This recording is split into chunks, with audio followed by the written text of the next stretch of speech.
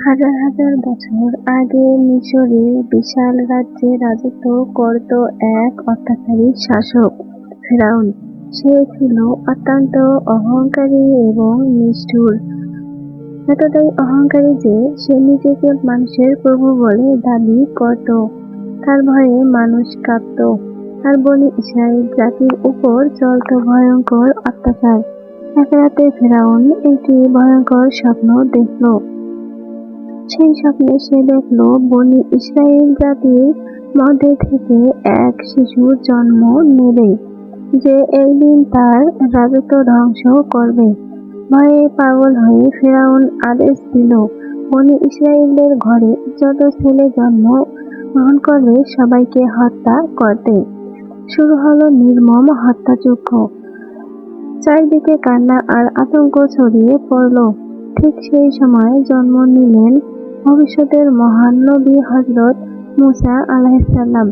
তার মা জানতেন, সৈন্যরা যদি শিশুটিকে দেখে তবে তাকে হত্যা করবে। তখন আল্লাহ তিনি নিজের শিশুকে একটি ছোট্ট কাঠের বাক্সে শুইয়ে দিলেন এবং সেই বাক্সটি নদীর জলে ভাসিয়ে দিলেন। নদীর ঢেউ সেই ছোট্ট বাক্সটিকে ধীরে ধীরে দূরে নিয়ে গেল। অবশেষে সেই বাক্সটি পৌঁছালো ফেরাউনের প্রাসাদের কাছে। ফেরাউনের স্ত্রী বাক্সটি খুঁজে পেলেন। বাক্স খুলে তিনি দেখলেন এক নিষ্পাপ সুন্দর শিশু। শিশুটিকে দেখে তার হৃদয় গলে গেল।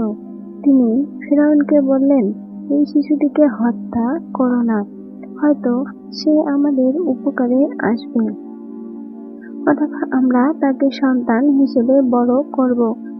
এভাবেই ফেরাউনের প্রাসাদেই বড় হতে লাগলেন ভবিষ্যতের নবী মুসা আলাইহিসসালাম। বছর কেটে গেল।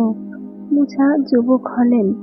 একদিন তিনি দেখলেন একজন মিশরীয় সৈন্য একজন দুর্বল মানুষকে মারছে। অন্যায় দেখে তিনি এগিয়ে গেলেন তাকে বাঁচাতে, কিন্তু ধাক্কাধাক্কির মধ্যে সেই সৈন্য মারা গেল।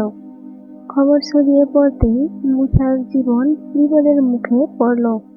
তাই তিনি মিশর ছেড়ে মরুভূমির দিকে চলে গেলেন। দীর্ঘ যাত্রার পর একদিন পাহাড়ের কাছে তিনি এক আশ্চর্য আলো দেখলেন।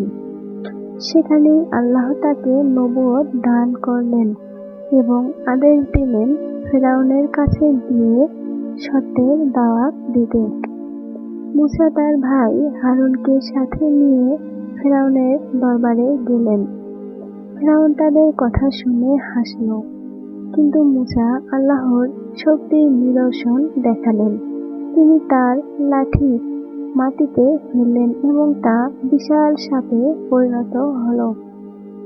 ফেরাউন তার জাদুকারদের ডাকল, কিন্তু মুসার মুজিজা তাদের সব জাদুকে পরাজিত করল। জাদুকররা সত্য বুঝে সিজদায় পড়ে গেল।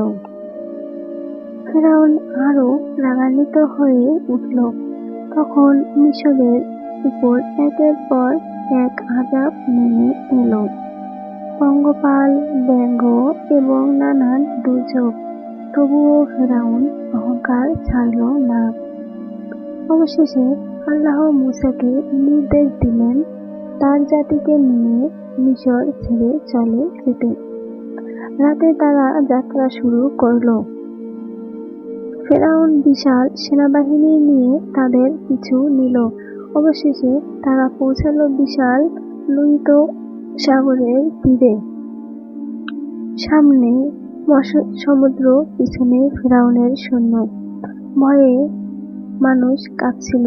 তখন মুসা আল্লাহর উপর ভরসা করলেন এবং তার লাঠি দিয়ে সমুদ্রে আঘাত করলেন। মুহূর্তেই সমুদ্র দ্বিখণ্ডিত হয়ে গেল। দুই পাশে পানির দেওয়াল গড়িয়ে গেল এবং মাঝখানে একটি হলো শুকনো পথ। বনি ইসরাইল সেই পথ দিয়ে পার হয়ে গেল। ফেরাউনও তার সৈন্য নিয়ে সেই পথে ঢুকে পড়ল, কিন্তু তারা মাছ সমুদ্রে পৌঁছাতেই সমুদ্র আবার একত্রিত হয়ে গেল। উত্তাল ঢেউ সবকিছু গ্রাস করে ফেলল।